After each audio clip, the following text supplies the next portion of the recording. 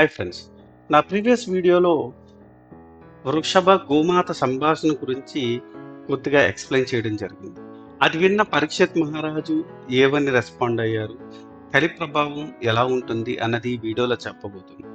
అందుకని మీరు చేయాల్సిందల్లా ఈ వీడియోని స్కిప్ చేయకుండా లాస్ట్ వరకు చూస్తే ఈ వీడియో తాలూకా విశిష్టత మీకు అర్థమవుతుంది. ఈ వీడియోలో ఈ సంభాషణ మొత్తం అక్కడే ఉన్న పరీక్షిత్ విన్నారు. ఆయనకు ఆశ్చర్యం కలిగింది. అంతలో ఒక నీచమైన వ్యక్తి రాజు వేషంతో అక్కడికి వచ్చి ఒంటికాలితో ఉన్న వృషభాన్ని ఒక్క తన్ను తన్ని నేల కూల్చాడు. తర్వాత కన్నీరు కారుస్తున్న పిలిపిస్తూ ఉన్న గోమాతను కూడా నిర్దాక్షిణ్యంగా తన్నడం జరిగింది. ఇది చూసి సహించలేక పరీక్షిత్ అతన్ని అడ్డుకున్నాడు. ఎవర్రా నీవు, ఇంత కఠినంగా ప్రవర్తిస్తావా? ఏ అపకారం చేయని ఈ గో వృషభాలని దండిస్తున్నావు? నిన్ను దండించేవారెవరూ లేరనా? నీ ధైర్యం? ఇదిగో నిన్నిప్పుడే శిక్షిస్తాను, ఎక్కడికి కదలకు అని గద్దించారు.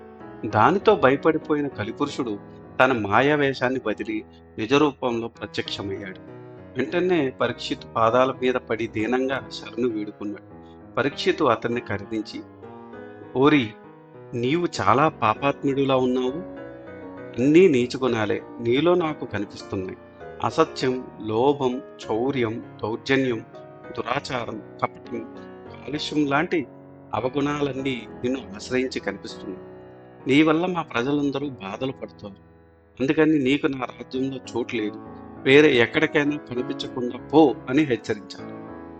అప్పుడు కలిపురుషుడు, ఓ పరీక్షిత్ మహారాజా, ఈ భూమండలమంతా నీ రాజ్యమే. నేనెక్కడికి పోను? తమరే చెప్పండి. మీరెక్కడ ఉండమంటే అక్కడే ఉంటాను అని వేడుకున్నాడు కలిపురుషుడు. అప్పుడు పరీక్షిత్ కొంచెం ఆలోచించి, కలిపురుష, రావణుని చంపే చోట, స్త్రీని అనుభవించే చోట, జూదం, మద్యపానం జరిగే స్థలాలు, బంగారం కావాలని కోరిక ఉన్న చోట నీవు నివసించవచ్చు. ఈ 5 ప్రదేశాలే నీకు నివాసం అని చెప్పి అతన్ని పంపేశాడు. తరువాత లోపించిన తరువాత వృషభానికి లోపించిన తపస్సు, శౌచం, దయ అనే పాదాలు పునరుద్ధరించాయి. భూమాతకి, గోమాతకి ఆనందం కలిగించి సుభిక్షంగా పరిపాలించాడు. ఆ తర్వాత కొన్ని రోజులకి పరీక్షిత్ మహారాజు దిగ్విజయంగా చేసి ఈ సమస్త భూమండలాన్ని సుభిక్షంగా పరిపాలిస్తున్నాడు. ఒకనాడు ఆయన వేటకు వెళ్ళాడు. అడవిలో వేటాడి వేటాడి ఎంతో అలసిపోయాడు. ఎంత వెతికినా ఆయనకు నీరు దొరకలేదు. దారిలో ఒక ఆశ్రమం కనిపిస్తే లోపలికి వెళ్ళాడు. అక్కడ శమీక మహర్షి ధ్యానంలో కూర్చొని కనిపించాడు. దాహం దాహం అని ఎంత గట్టిగా అరిచినా ఆయన కళ్ళు తెరవలేదు. దాంతో పరీక్షిత్కు కోపం పెరిగిపోయింది. విధి ప్రారంధంతో యుక్తాయుక్తులు మరిచిపోయి మూర్ఖుడై అక్కడే ఒక పొద దగ్గర చచ్చిపడున్న పాముని తెచ్చి సమీకుడి మెడలో వేసి తిరిగి వెళ్ళిపోయాడు. ధ్యానంలో ఉన్న సమీకుడు చలించలేదు. కొంతసేపటికి సమీకుడి కుమారుడు శృంగి అక్కడికి వచ్చాడు. తండ్రి మెడలో చచ్చిన పామును కనిపించింది. దూరం నుంచి జరిగిన తతంగాన్నంతా గమనించిన బాలకులు విషయాన్నంతా శృంగికి చెప్పారు. వెంటనే శృంగికి ఆగ్రహం కట్టలు తెచ్చుకుంది. నరాధాముడైన రాజుకి ఇంత అహంకారం!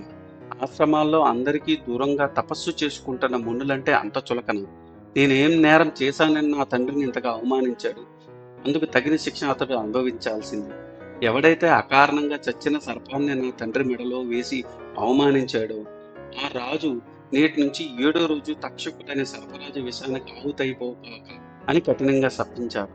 నెమ్మదిగా సమీకముని ధ్యానం నుంచి కళ్ళు తెరిచాడు. జరిగినదంతా ఆయనకి అపగతమైంది. తనను అవమానించిన పరీక్షిత్తేనని గ్రహించాడు. తన కుమారుడు తొందరపాటుగా అతని శపించినందుకు ఎంతో బాధపడ్డాడు. నాయనా శృంగి, ఎంత పని చేశావయ్యా! చిన్న తప్పుకి మరణశిక్ష వేస్తావా? పరీక్షిత్తు తల్లి గర్భంలోనే చావాల్సిన వాడు. అలాంటి వాడిని సాక్షాత్తు శ్రీకృష్ణుడే బతికించాడు. ఆయన పరమ భాగవతోత్తముడు. ఎంతో మందికి దాన ధర్మాలు చేసినవాడు. ఏదో ప్రారంధం వల్ల ఈ పని చేశాడు. నీవు చాలా తప్పు చేశావు అని మందలించాడు. వెంటనే ఒక మునిపుత్రుణ్ణి పిలిచి శృంగి ఇచ్చిన శాపం గురించి పరీక్షిత్తుకు తెలియజేయమని చెప్పి పంపాడు.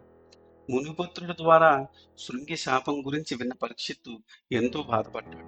శాపానికి కాదు, తాను చేసిన పొరపాటుకి, ఒక బ్రహ్మర్షిని అవమానించినందుకు తనకు తగిన శిక్ష భగవంతుడు విధించాడని తలచాడు.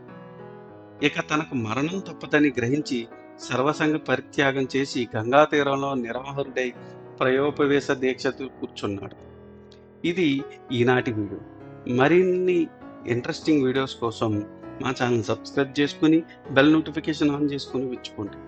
ఈ వీడియో కనుక మీకు నచ్చితే do like, share and subscribe. Thanks for watching. జై సనాతన్.